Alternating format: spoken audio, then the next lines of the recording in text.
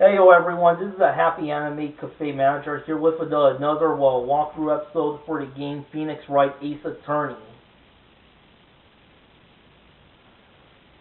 Okay, I'm still in the middle of the court trial, but this one will take longer than it should. Because at some point you're going to come across to a save point.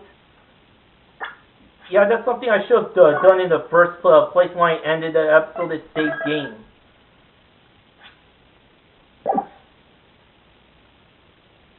So you're going to come to a save point at some point, and then the trial will still continue until you get to do some investigating.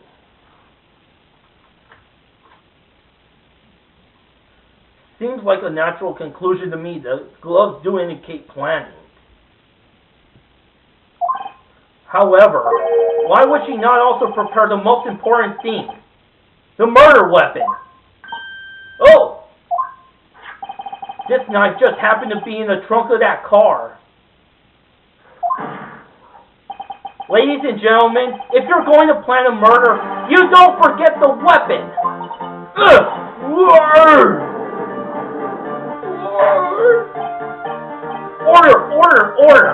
Great, now the tide is turning in our favor. Great show, Mr. Wright. My sister's as good as free. Right. I believe the next lunch you'll be eating is humble pie. What? I hope you weren't deluding yourself into thinking that the tide has turned. Not over such a trifling detail.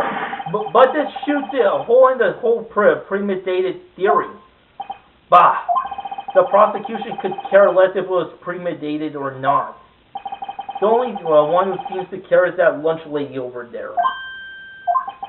The defendant, Lawrence Guy, murdered the detective with a knife. That is the only thing the prosecution needs proof. Nothing else. Very good, Mr. Prosecutor. I suppose you think you're clever now, but you know as well as I do that she planned on killing him. It was planned. If she wasn't, why would he bring her? I believe I'd like to hear her testimony again. Witness, please tell us only what you saw, not what you thought. How dare you? My powers of deduction are not to be underestimated. Really now. Angel's deduction. More like a devil wearing fur coat. Lawrence Guy intended to murder Detective Goodman. That's why she called the victim all the way to the prosecutor's office. I'm sure the chief prosecutor had a grudge against the victim. Nothing else could drive that human machine to plunge the knife again and again. The victim was summoned from the police department to the prosecutor's office. It does sound like a lot like premeditation, doesn't it? Yeah, I have trouble pronouncing premeditation. Only because of how it's pronounced around the dictation part. So, if I order a pizza, does that mean I'm planning to kill the delivery boy? In any case, the defense may now cross-examine the witness. The only motive you would have for killing the pizza deliverer is to not pay for the pizza.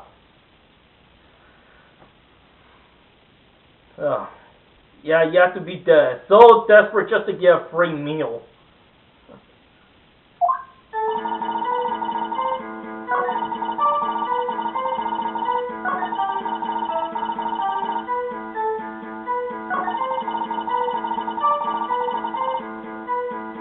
So there's a contradiction. Nothing else could drive that human machine to plunge the knife in again and again. And here's the autopsy report. It's only one knife wound.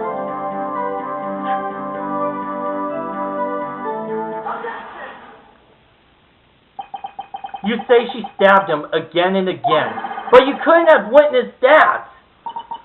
Are you testing me? Then I'll test you. With my moss surprise. I'm afraid the moss is growing under our feet as we wait, Miss Star. What do you mean? I shouldn't have to explain it, but take a look. The autopsy report states that death was due to loss of blood from one stab wound. Aha! You're right. Good show, Mr. Edgeworth. What a hunk. He's my hero, really.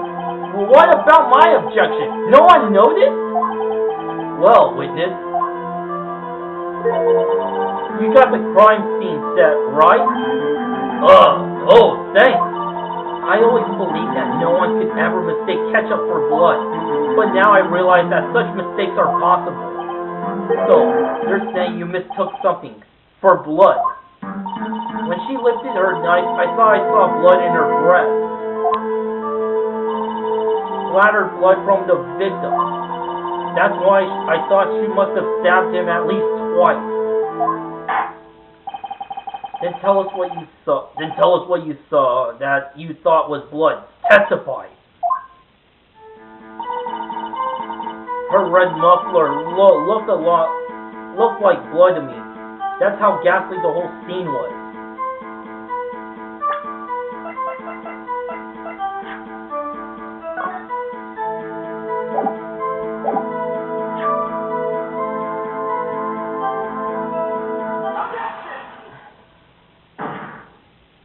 Miss Starr, I demand an explanation. The witness is clearly not suited for detective work. What? The suspect was not wearing a scarf or muffler of any kind when she stabbed the victim. And you proved it yourself with this photograph. Huh? But that can't be. Only a true professional could be so clueless. I'm sure you'll make a good lunch lady. Have no fear. Harsh words, but good. In the end, Mr. Edgeworth prevailed. What? What was my objection? Chopped liver? But it was there, a scarf. No, not that, but something red. Really? Well, now, where are we? The witness has given us an entertaining interlude. Now back to business. What? Very well, witness. Continue your testimony. You saw the crime and apprehended the suspect. Tell us about that. Very well. I do remember some things accurately, at least. Ultimately, we couldn't shake the most important part of her testimony. The most important part? The part where your sister stabs the victim. This next testimony might just be the moment of truth. Apprehending the suspect. After the murder, the suspect attempted to run behind a partition to her side. I quickly caught her, explained her rights to her, and arrested her on the spot. Ah, yes. When I arrested her, she mentioned the muffler. That's what had me confused in my earlier testimony. The chief prosecutor made to escape, but against Angel Star, resistance is futile. You are quite determined about this scarf, aren't you? I strike like a snake and bite like a cobra. That's me, Angel Star. That wasn't a very good metaphor. First of all, cobra is kind of a snake. Don't bother me with details unless you want to get bitten. No thanks. Note to self. Attorney Wright gets bitten by snake. The chief prosecutor tried to resist, but her efforts were in vain. She knocked my hands aside, kicked over an oil drum. Oil drum? Hard to imagine. Oh, she's beautiful but deadly. A predator, this one. A leopard woman. Rawr. Very well, Mr. Wright. Your cross-examination, if you will.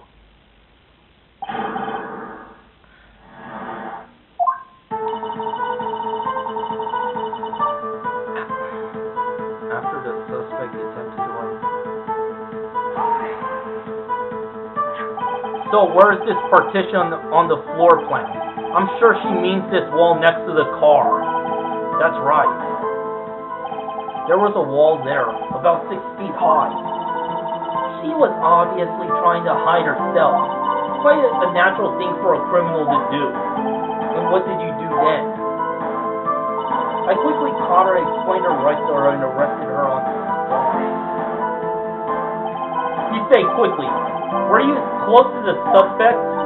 As I just said, I was only 30 feet away from her the whole time. Maybe I should press her for more details. I'd like to see this on the floor plans just to be safe. The lunch lady car was... She was a visitor, thus she was parked in B block. So you witnessed the murder from here. That would make it about 30 feet from the car, yes? Is that correct, Miss Starr? Yes, that's right. But there was a chain link fence in front of me. I went over it, of course. Amazing, the cop of Queen Lunch Lady athlete indeed. It would have taken her a little time to climb over the fence, so she couldn't have gone to my sister that fast. Yeah, that fence was about 9 feet high too. How come this guy didn't get away?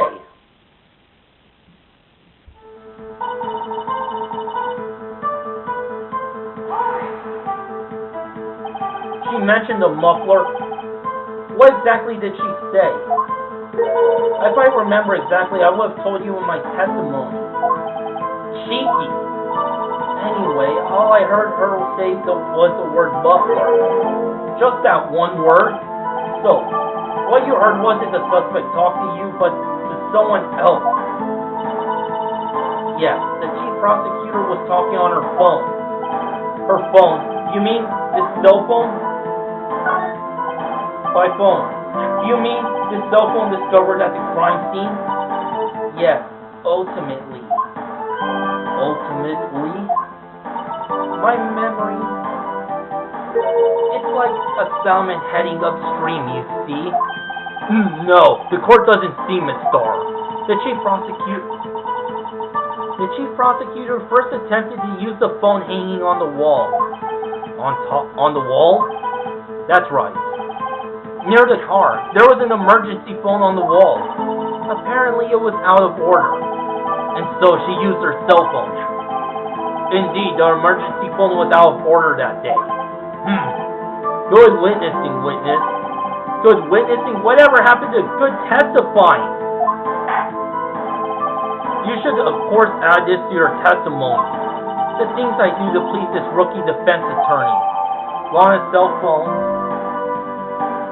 Cell phone updated in court record.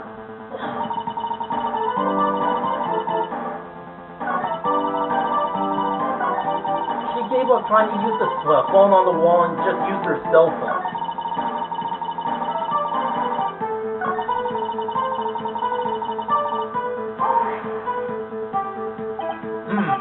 Do you think you could restate your testimony for the court? Aha! I was going to ask her the same thing. I'll only say this one time, so listen close, rookies.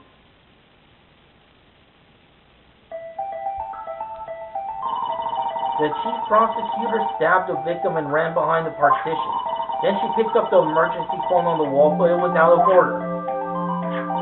So she pulled her own cell phone out of her pocket. And during that time, you climbed over the chain link fence.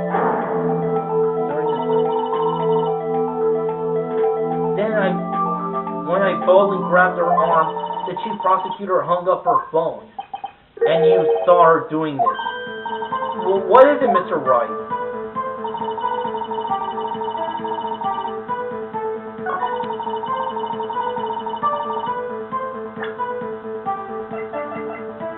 There's a contradiction. Like, if she was on the other side of the partition, she couldn't have, seen Lana use the phone.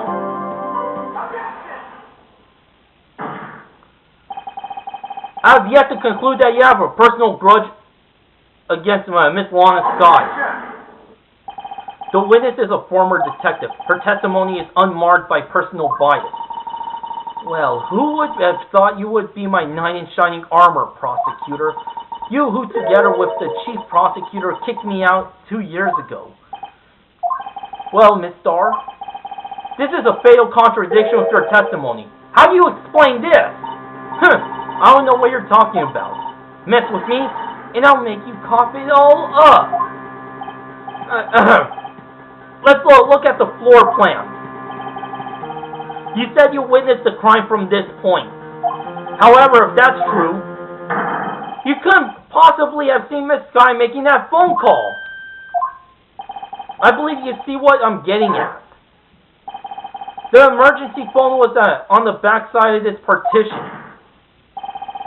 If indeed you were in B block, you couldn't have seen it. What? Order! What is the meaning of this?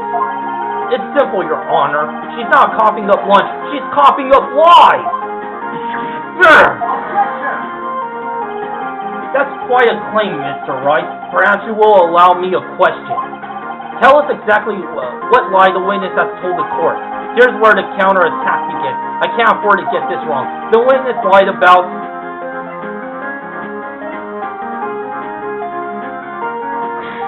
Let's see. Man, I forgot what was the lie. Let's see what she saw, where she saw it.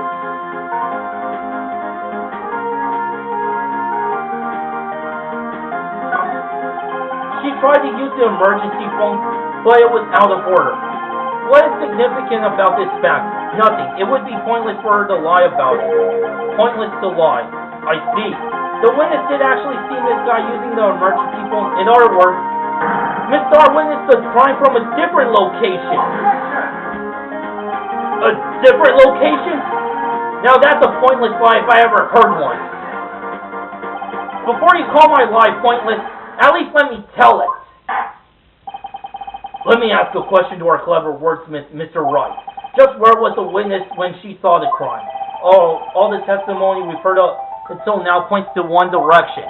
The place from where Miss Starr witnessed the crime. The security room. This is the only place where she could have been. The security guard room?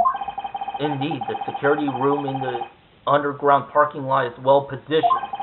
It's built on the second level so you could see the entire lot. She would have been able to use the emergency phone from there. But why there? There are many other places where she could have seen the phone. Not in this case, Your Honor. The witness, not being a part of the prosecutor's office, couldn't park in A block. The only place where she could have seen the crime in the back of the partition is here. Remember in your testimony, you said you brought a lunch to your boyfriend in the security room, yes?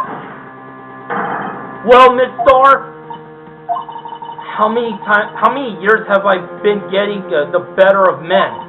To think that the tables could be turned. Today, a man has got the better of Angel Starr. Order! Witness, what have you done? You used to be a detective. You should know better. I'm not turning back. The guilty will be punished, and I'll do what I must to make sure justice prevails. The guilty. Is she talking about Miss Sky? Mr. Wright, doesn't it strike you as odd? Why did Miss Starr lie? It doesn't make sense, huh? She could have just said she saw the crime from the security guard station. It wouldn't change anything. Exactly. This photograph tells all. This photograph tells... It was the defendant who stabbed the victim. That truth still stands.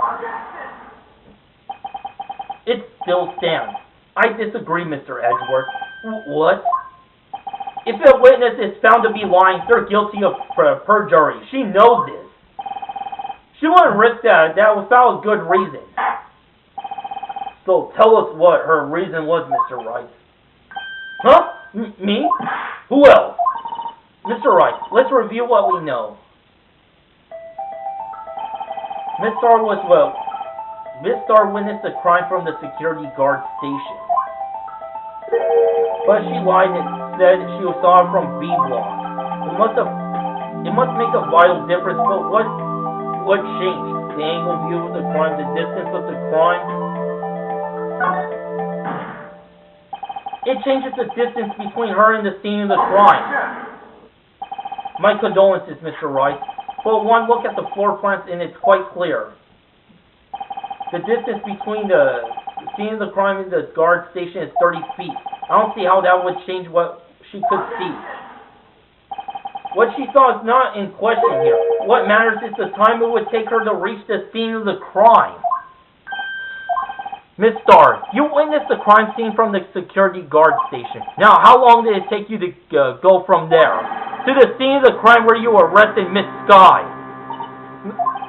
Well, witness, you. Yes. Yes. You ordered the squid wheels, right? The quality of my lunches has gone from low to inedible. I was bringing a PB&J lunch with fresh boysenberry jam to my boyfriend. Boysenberry for the boyfriend. He wasn't in the station, so I waited. I witnessed the crime from the glass-walled station. And before I knew what I was doing, I found myself running towards the scene. But the door was locked. I couldn't open it.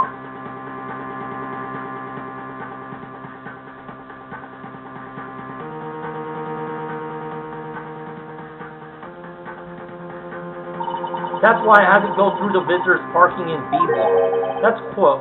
That's quite a detour. It probably took me at least 5 minutes to get to the scene of the crime. 5 minutes? This changes things considerably. But it was that woman over there in the defendant's chair who stabbed him. I know it. I have the photographic evidence. I swear it on my finest plastic spork.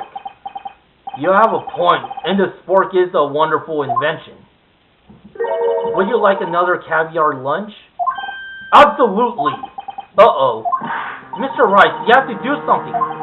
Do I have any evidence to stop this? Do I?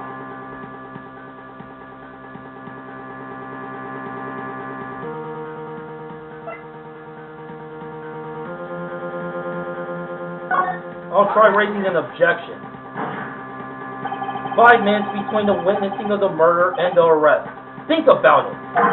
You could make a pasta in the amount of time, if you like it al dente. I've got lunch boxes that type pasta in the knots, rookie. A 5-minute blank. Isn't that strange? Strange? If you were a criminal, what would you do with 5 minutes, Your Honor? Well, I guess I'd flee the scene. Hey! Don't get the wrong idea. I didn't kill anyone. But you have the instincts of a killer. You would run. But this time was different.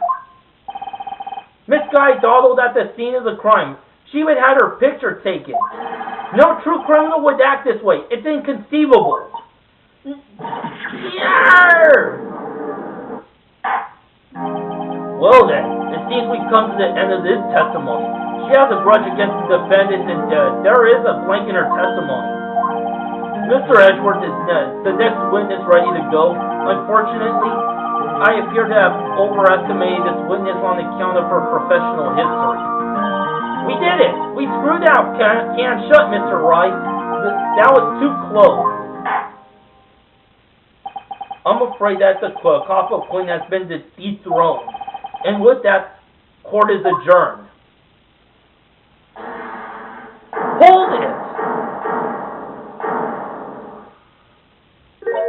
Mr. Edgeworth, you ordered the squid wheels, right? That's the one she tried to foist off on me. I prefer not to take the defense team's leftovers. Anything else to say? I prefer not to take the defense team's leftovers. Anything else to say? I might be able to save you. I have decisive evidence. What was that? Is this another one of her trick lunch boxes? My apologies, but we have no further questions to ask of you, Miss Starr. Ah. Is this your jumbo lunchbox? Woohoo! A triple-decker! Out of deference to the witness's determination, I'll allow one more testimony. Let's hear about this decisive evidence. Like the Lunchland motto says, you won't be disappointed. What's she going to pull out of her lunchbox this time? Decisive evidence. I should have mentioned those 5 minutes when I was looking at the crime scene. And now, to the matter of the victim's shoe, did I not bring this up? 2 types of blood were found on this shoe. One was, of course, the victim. The other was the defendant, Miss Lana Sky's blood. This shoe proves it. It's flawless, decisive evidence. What? There was blood found on that shoe? Try Lunchland for all your lunch and decisive evidence needs. Witness, what's the meaning of this? Why is this the first time I've heard of this evidence? Simple. As I've already said, I don't trust you with evidence, Mr. Edgeworth. That's why I took the liberty of investigating this myself. And you had blood tests performed. Didn't I mention? I have 3 boyfriends in forensics. In any case, Your Honor, I can't accept this as evidence. What? You must know the 2 rules of evidence law. Rule 1. No evidence shall be shown without the approval of the police department. In other words, this shoe is illegal evidence, at least for the time being. Is that right, Mr. Wright? It seems so. Edgeworth sure is celebrating. Not so fast, Mr. Edgeworth. Don't forget, I used to be a detective. As I mentioned previously, this shoe has already been tested by a member of the forensics department. As you can see, it was approved by the police department as of today. Even the general public can produce official evidence, Mr. Edgeworth. Is that right, Mr. Wright? It seems so. Edgeworth is looking pretty sullen. You could at least study some evidence law, really. The prosecution's complaints notwithstanding, it appears that this evidence satisfies the first rule of evidence law. Well, it seems you have yet another count against you, witness. Anything to ensure that the guilty are properly judged. Victim shoe, type evidence, submitted as evidence during the trial. Very well, Mr. Wright. You may cross-examine the witness.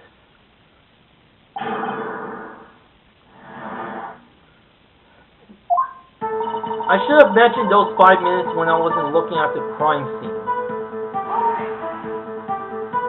Why did you lie about those 5 minutes? I guess you could say I just wanted people to look at the results. The results? How many times do I have to say this? I saw the chief prosecutor stab the victim before my own eyes. Compared to that, a 5-minute blank means nothing. Then why didn't you just tell the truth? Don't make me laugh. We're dealing with the most untrustworthy of the vile law known as prosecutors. Falsified evidence, arranged testimony, erasing and manipulating evidence. When you fight monsters, you need to use every trick in the book. This is when the suspect is admitting she did it. False testimony is the most despicable crime of all, Miss Starr. Let's just get this over with.